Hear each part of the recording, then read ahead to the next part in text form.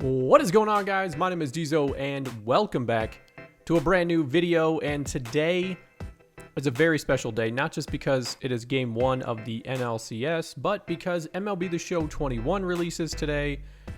And that means we're getting closer to MLB The Show 21 franchise. If you are interested in what we are doing on the channel for that, please wait till the end because I will go over that pretty quickly. Chicago Cubs. I mean, what more do you say other than Javier Baez, Anthony Rizzo, and Kris Bryant? This is a good team.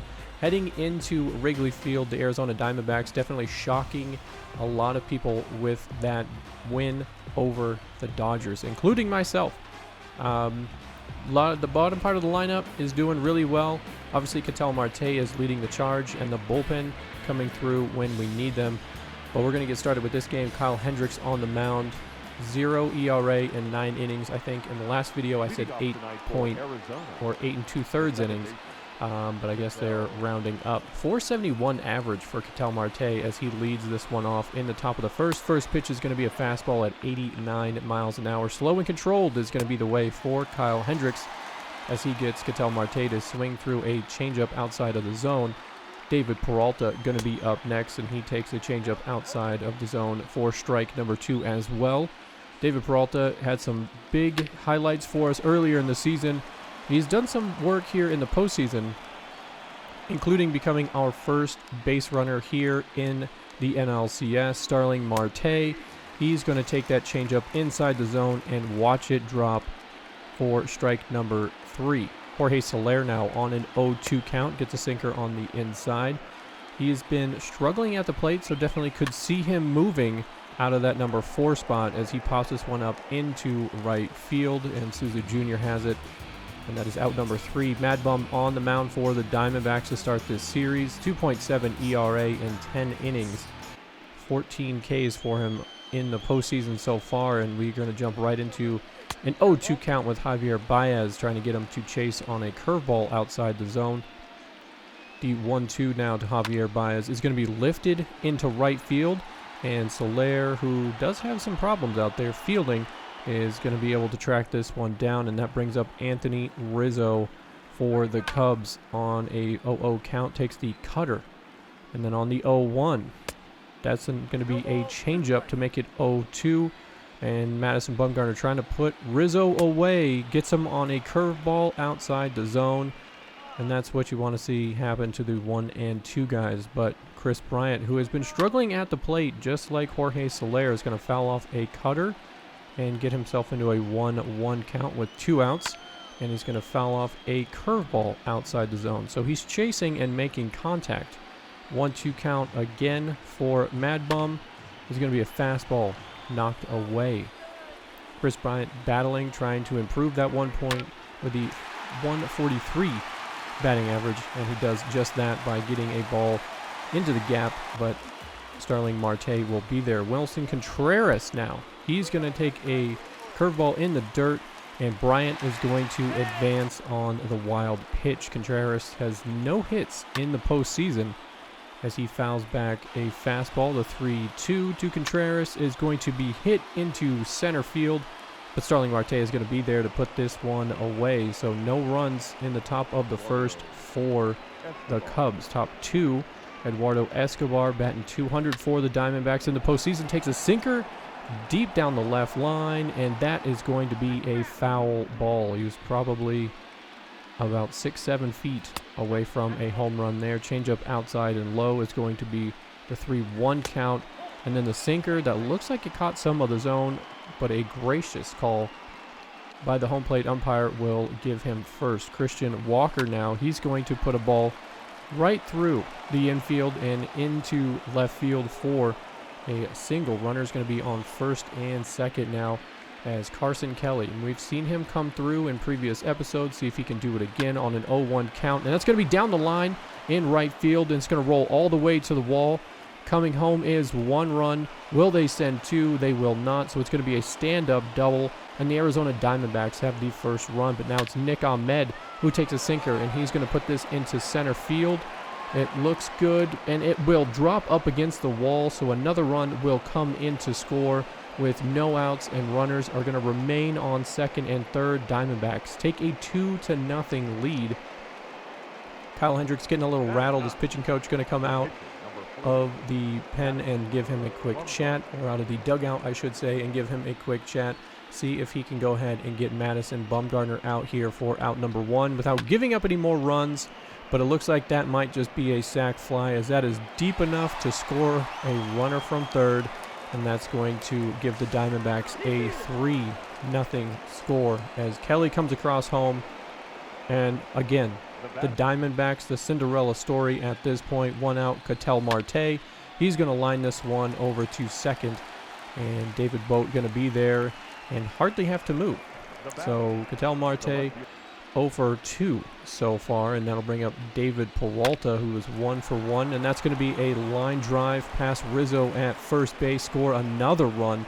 So the Diamondbacks take a 4-0 lead here against Kyle Hendricks, who has been pitching extremely well so far in the postseason, and he's going to have a chance now to hopefully get out of this inning. If you are a Cubs fan, Starling Marte already 0 for 1, full count. And that's going to be ball number 4, so the inning will continue. Jorge Soler now has a chance to drive one in for the Diamondbacks, and that gets through the infield, but not deep enough. Could have had one in if he would have shot one into the gap. But the bases are going to be loaded for Eduardo Escobar. 0-0 count, and unfortunately that's going to be a changeup that is just going to be thrown back home for the force out. So the Diamondbacks come out of the inning with 4 runs. David Boat now, no postseason home runs, 1 RBI with a 250 ER, or with a 250 batting average, and he's going to increase that, plus add an RBI, plus add a home run, as he takes this one way out of here. 416 feet for David Boat, as he gives the bullpen something to dance about. Gives the Cubs the first run for the NLCS as well.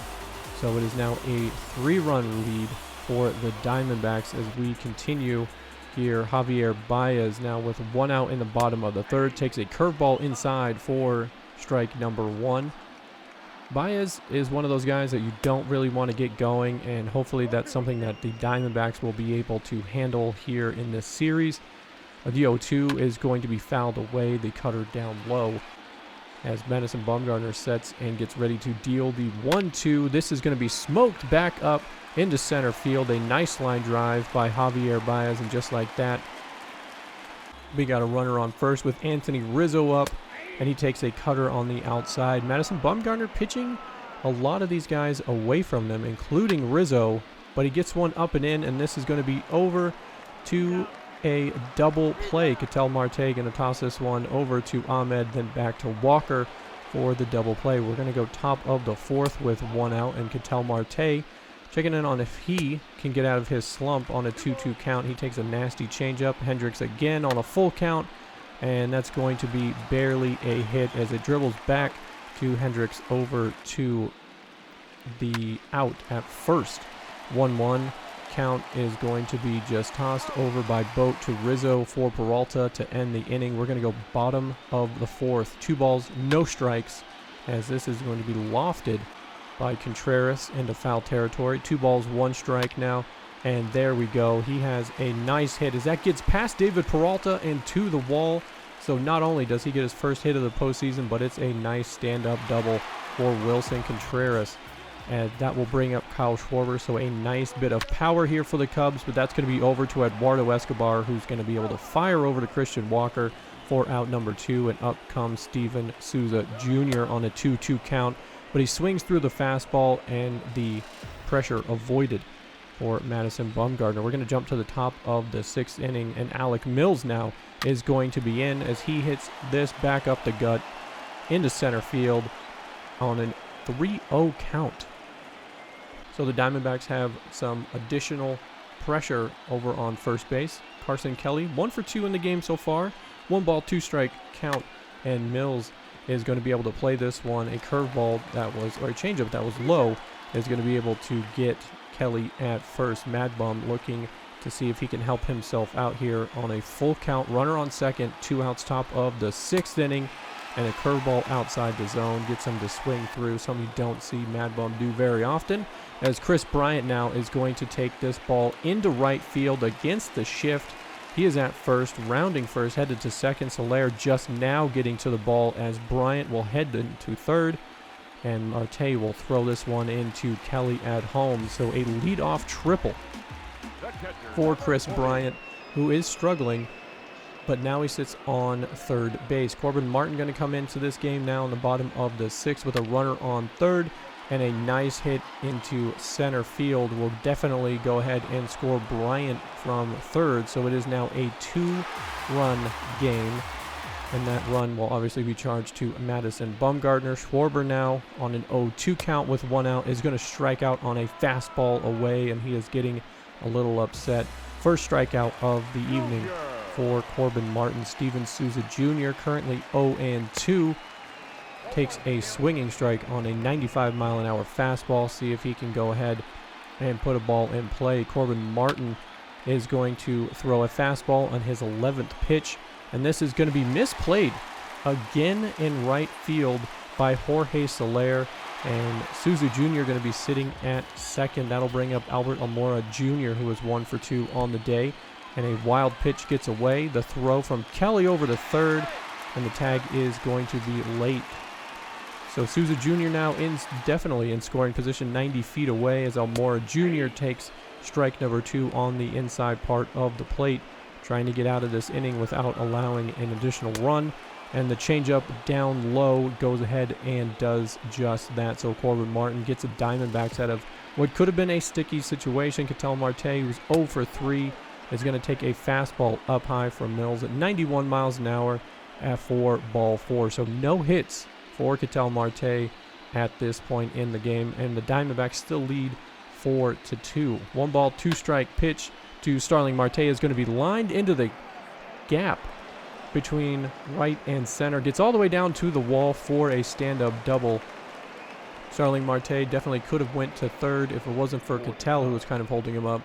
And that's going to be it for Mills, as Jeremy Jeffress will come into the game now against Jorge Soler, who is struggling, who watches a knuckle curve on the outside and then a 2-seam fastball that misses, and that will load the bases. So Jeffress will go ahead and walk the first batter he sees, and he walks the second batter as well. Eduardo Escobar drawing the walk. That will score Ketel Marte. 5-2 Diamondbacks here in the top of the 7th.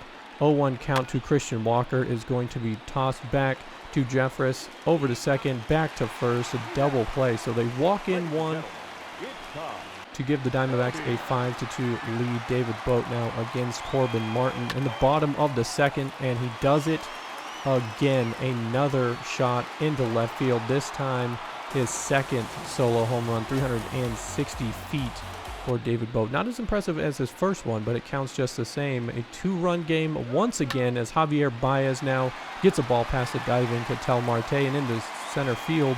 Starling Marte going to get that one in real quick. And now Anthony Rizzo, 0 for 3. Dribbles this one over to Christian Walker, who's able to fire, and they are able to complete the double play. So Rizzo struggling in this one so far. We're going to jump ahead into some more action. Juan Lopez now coming into the game in the bottom of the 9th with 1 out. Jason Kipnis is going to be on. This is going to be snapped by Ketel Marte, who is not in time to get this ball to first. And Kipnis with a pinch hit single in the bottom of the 9th. David Boat, can he go with 3 for 3? No, he can't. This is going to be lofted into right field, and that's going to be runners on first and second. Ian Happ, oof, slider misses. Kelly tells him to calm down. Javier Baez is now on deck. 3 balls, no strikes. 3 balls, 1 strike is not going to go where it needs to, and that will load the bases in the bottom of the 9th with no outs, and Javier Baez up, who is 2 for 3 already. 2-2 count now for Javier Baez. The pressure is definitely on. Lopez delivers a nice 97 mile an hour fastball inside to get the strikeout. Now it's going to be Anthony Rizzo 0 for 4 on the day, and he watches a changeup pretty much down the gut for strike number 2. So we are a strikeout away, or a strike away, as that is a 97-mile-an-hour fastball with movement on the inside to Rizzo. 1 ball, 2 strike is a fastball that is swung on and missed, and Juan Lopez has done it for the Diamondbacks here in Chicago as they come away with a 5-3 victory. And as I said it earlier in this one, the bullpen has pitched pretty well for the Diamondbacks. Obviously, Ketel Marte struggled in today's game with a lot of the off-speed stuff. After the first inning, I increased the difficulty on both hitting and pitching to Legend, so we are now on Legend. And hopefully that's going to give us some nicer games, some closer games, as we head into game number 2 of the NLCS. Robbie Ray going to be on the mound for the Diamondbacks, and Yu Darvish going to be on the mound for the Cubs. Darvish, 1 run allowed in 7 innings in his previous postseason start, so it should be a good game in Chicago. So I'm pretty excited about the way that this franchise is kind of rounding out here. The bullpen is pitching a lot better than we had originally expected, and if you've been watching the franchise from the beginning, you know exactly what I'm talking about. But MLB The Show 21, real quick, I want to let you guys know we're obviously bringing a franchise here to the channel. If you are new or if you're from Xbox, it normally takes about a month for all the roster updates and everything to go through. So we have some time here to finish up the Diamondbacks franchise before we jump into the reveal and a brand new franchise in MLB The Show 21. I'll be dropping another video later today as well, so make sure you guys check that out. Thank you guys all so much for watching, and I'll catch you guys later.